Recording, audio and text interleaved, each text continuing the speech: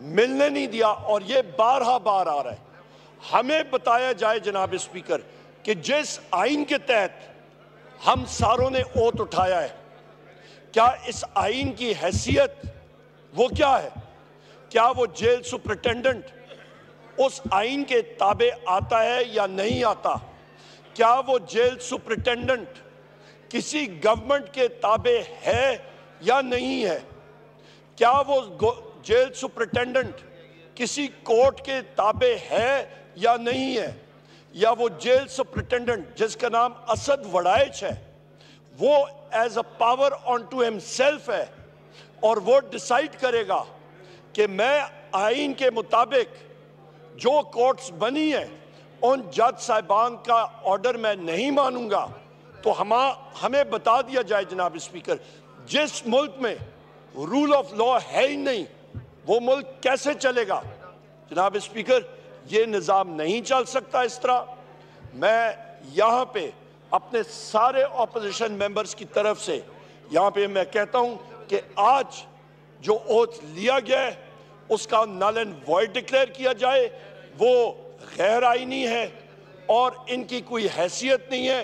यहाँ पे ये लोग मसनूई तौर पे और स्ट्रेंजर्स इन द हाउस हैं। और इसके साथ साथ जनाब स्पीकर, जो फॉर्म 47 के भी लोग आए हुए हैं यहाँ पे, जिनको ओवरनाइट डिक्लेयर किया था, जिनको फोर्सफुली जिताया गया था, उसकी हम लोग शदीद मुज़ामत करते हैं और मुज़ामत करते रहेंगे जब तक हमारे पूरे के पूरे 180 मेंबर्स इंशाअल्लाह ताला इस हाउस में पाकिस्तान तहरीक इंसाफ के नहीं आते। और ख़वातीन का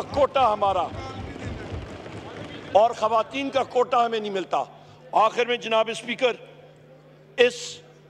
मैं गुजारिश करूंगा कि आज ख़वातीन का आलमी दिन है और इस दिन को ख़वातीन के हकूक़ पे डाका डाला जा रहा है इन गैर आइनी और गैर कानूनी हलफ बर्दारी से। बहुत शुक्रिया जनाब स्पीकर। मैं इसमें गुजारिश ये करूँगा कि रेजोल्यूशन हमारे पास मुख्तलिफ आई हैं, अगर आप लोग इधर भी कंसल्ट कर लें। ये जी वुमेंस डे की जी अटॉर्नी जनरल साहब, would you like to respond on this? जी थैंक यू मिस्टर स्पीकर।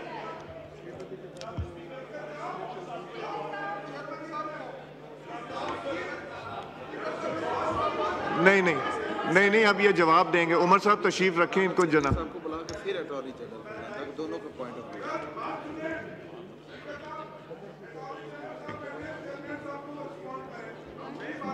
नहीं, ये जिन्होंने रिस्पॉन्ड करना है ना,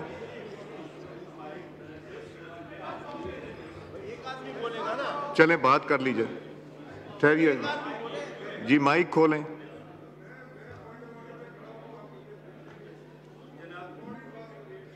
नहीं, अभी let's resolve this issue first, then we'll. जी माइक खोलें। Thank you mister speaker. जनाब स्पीकर, बहुत शुक्रिया। देखिए जनाब स्पीकर, हमारी जो रिज़र्व सीट्स है, पहले दिन से हम उस पर बात चले की आ रहे, जो ये हम आपको पॉइंट आउट करा रहे हैं कि इनको वोट ना दी जाए। ये मैं आपके पास सिर्फ वो फैक्ट्स एंड फिगर कोट करता हूँ कि डिस्प्यूट किस चीज़ का है। पाकिस्तान तहरीक इंसाफ के बे कैंडिडेट्स जिन्होंने SIC को ज्वाइन किया, सुन्नी इत्तेहाद काउंसिल, वो हमारे 86 MNAs इस हाउस में और 9 MPAs सिंध असम्बली में हैं, 107 MPAs हमारे पंजाब असम्बली में हैं और 90 MPAs हमारे KPK असम्बली में। इसके बेस पे इलेक्शन कमीशन के पास इस असम्बली में जो 60 सीट्स है नेशनल असम्बली में वोमेन जी, काइंडली प्लीज, आप लोगों की आवाज़ बहुत गूंज रही है बीच में। जुनैद साहब आपकी आवाज़ बहुत गूंज रही। Honourable member is speaking, please. जी जनाब स्पीकर, यहाँ जो नेशनल असम्बली में 60 वोमेन की सीट्स है और 10 नॉन मुस्लिम्स की है।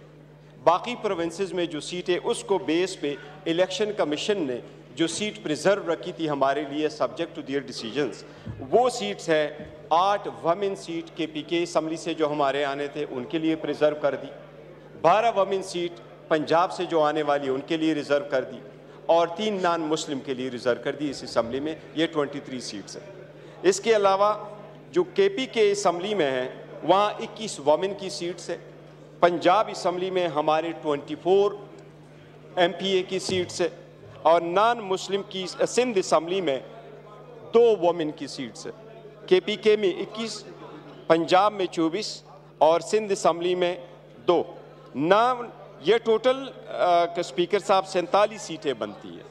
हमारी 8 नॉन मुस्लिम्स की बनती है प्रोविंशियल असम्बलीज में। इस पे जो पिटीशन का जिक्र आ रहा है जनाब स्पीकर, हमने पिटीशन किस तरीके से फाइल की?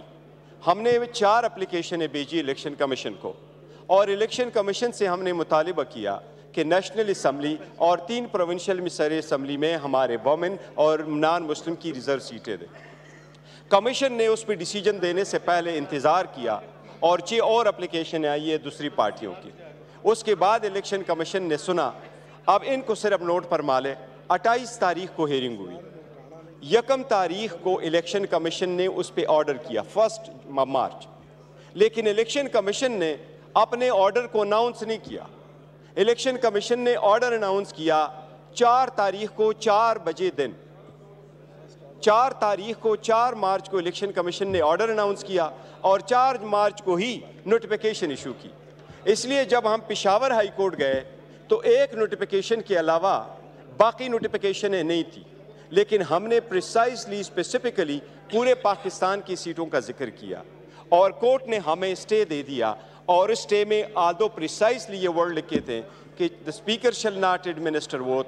उसमें 5 to 20 सेकंड तक रिस्पॉन्डेंट थे, उसमें KP वाले शामिल थे, लेकिन ये ज़रूर इंक्लूड था उनके सब्जेक्ट मैटर में कि उनको किसी सूरत ओथ एडमिनिस्टर की नहीं किया जाएगा।